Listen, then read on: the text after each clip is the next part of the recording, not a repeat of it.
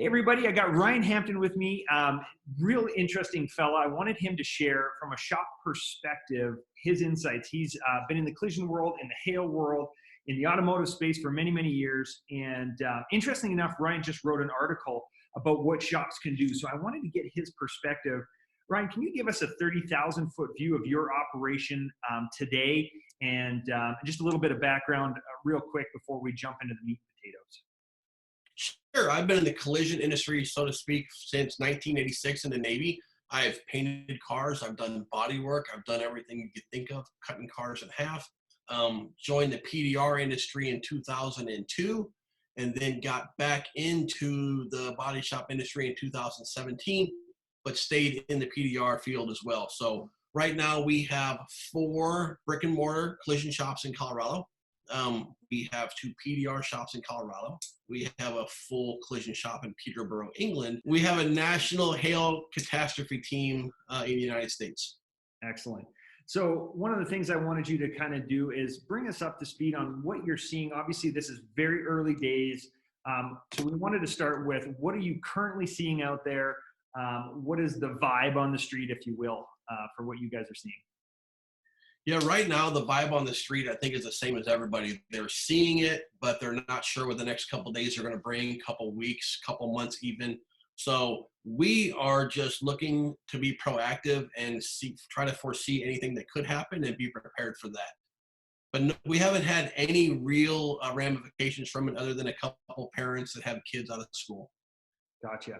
So what are you guys doing? You mentioned you're ramping up. What steps are you taking at the shops levels to keep not only your staff safe, your customers? What steps are you guys doing right now as kind of ground zero? What are you doing? So basic stuff. The sanitary environments that we're trying to make sure should already be there. We're making sure those are in place. We shut down our lunchrooms to prevent contamination there. We're asking people to keep a safe distance from each other just in case somebody gets sick. They're still doing their day-to-day business, but they're just paying attention to the issues that could come up. Makes sense. Are you sharing this message with your customers to alleviate their concerns? Obviously, customers are expressing concern about, not wanting to come to the shops for, drop-offs or estimates, or what are you guys doing to alleviate the customers' concerns?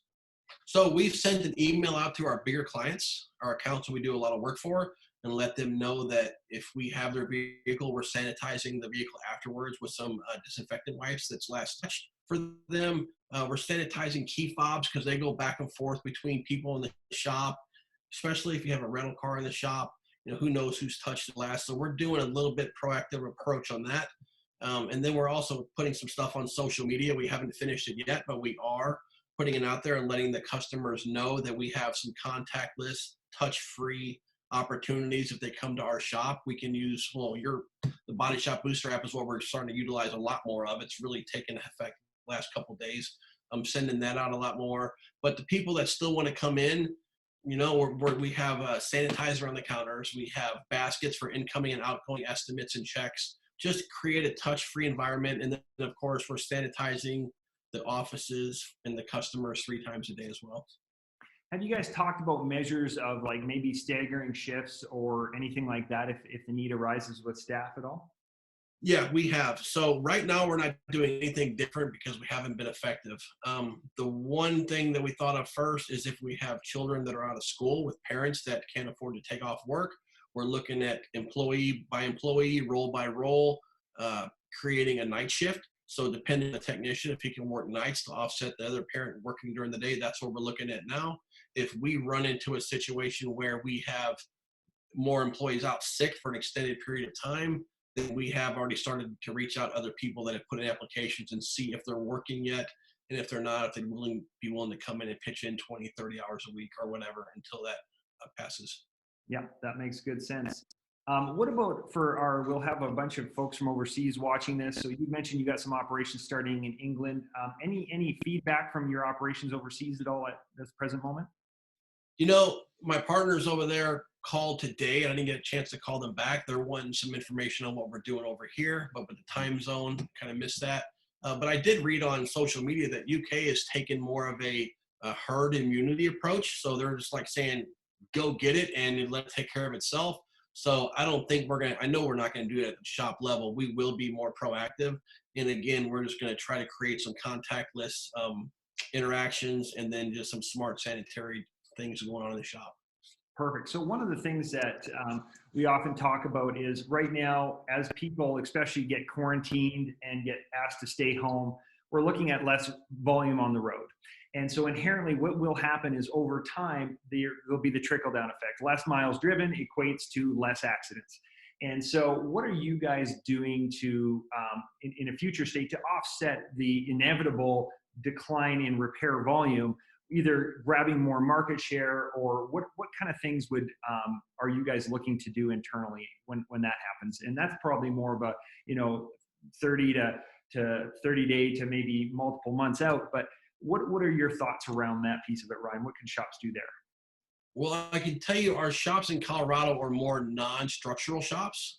We do everything except full pulls. We do roof skins and all that. So we do face what could be more of a challenge in your typical body shop because your drivable claims are more than likely going to come in, whereas your non-drivable small damage, they may put that off. So we are concerned around that. So we're going to be doing some social media advertising around valet pickup services, remote estimating, and again, the contactless. I really think that that's going to be a big piece. We've seen Domino's, DoorDash, and all these other companies that interact with customers so much kind of create the same protocol.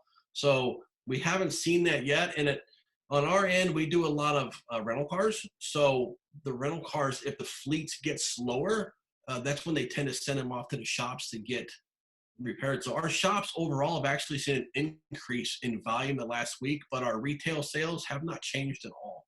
So, but I will say remote estimating, contactless opportunities that we're going to post on social media. I gotcha. Yeah, no, that makes sense. I think that's one of the things that a lot of shops are going to be trying to key into. We'll see a lot of people who have deferred. One of the things that we expect is the financial obligations where people, maybe they work for the airlines or whatever the case is, they're going to see a potential gap in their paycheck. And so what we inherently look at is, well, maybe people are going to want to save their money, buy, essentials, not get the vehicle fixed. Are you doing, or is it on the future scope for you guys to try and approach your customer base and say, hey, due to the, economical considerations, we're going to help you either finance your deductible or, do some creative things to help them with their portion. Again, the insurance company is probably going to be paying 75% of that bill, or even more in a lot of cases. But what are you guys thinking about doing in that regard? So we offer financing. We have a bank that we work with that is set up in our office, not set up at the material arm. We have the dashboard on our computer. So we're going to start offering financing, but we're also going to touch on the flip side of that where they may not want to get their car fixed now because of the limited income and of course the contact. But if we can convince them, and we're going to talk to them around, this is the best time to get your car done, if we can pick it up and drop it off because you don't need your car as much as you might in 3 weeks. So there's also the opportunity where people don't need their vehicle, that now's the time to get it in, especially if you can finance it. Yeah, I think that's a smart move. Leverage that to your advantage. What other things can you share with the shops out there that might be helpful in the current times that we're experiencing? Well, one of the things that hasn't been talked about much, but a little bit is the parts in the supply chain. So that could become an issue with travel restrictions. So we've been talking about repair versus replace conversations, which happen all the time. You have OEM guidelines that you have to go by. So I think a lot of shops tend to replace items that could be repaired. So we're going to make sure we pay full attention to those items. And if we can repair a panel or a part versus replace it, we're definitely going to look at that. But on the flip side, we got to really be careful because you don't want shops out there saying, we can't get this panel for 6 weeks, let's just repair it. You have to be really careful about doing that because then you put your customer at risk more than anything, and then the liability on your shop as well. So repair versus replace conversations are another big one that we're doing. That's a great thought. Yeah. And I think the ability to combine your PDR skills with the body skills will probably be helping you guys save more panels too. I'm assuming that's one of the things you're looking at. Yeah. And what we do is we're really good at damage minimization. I don't mean that to be arrogant, but that's what we do. We have a PDR competency in our company. So we're always trying to minimize the damage.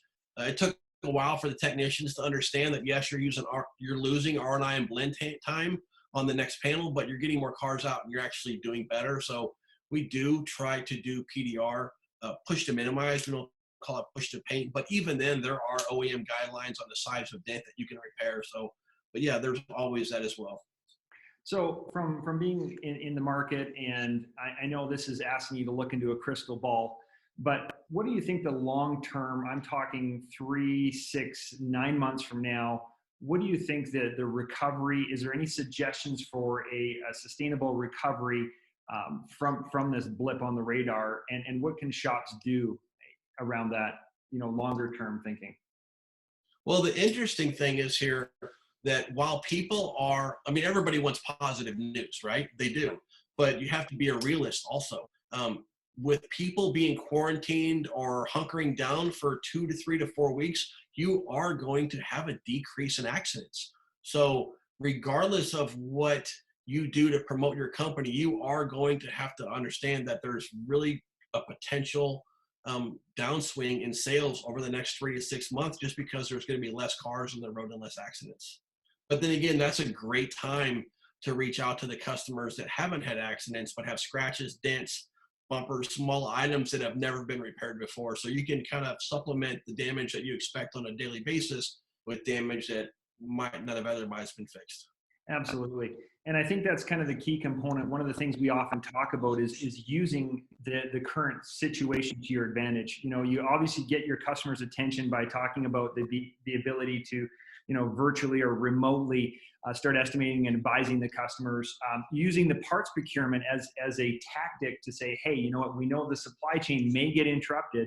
Now is the time to act before that supply chain gets interrupted, where we can procure your parts. Start looking at using those different things. So I think that's some really sound advice. So any final wrap up thoughts, any advice that you can share before we close you out here?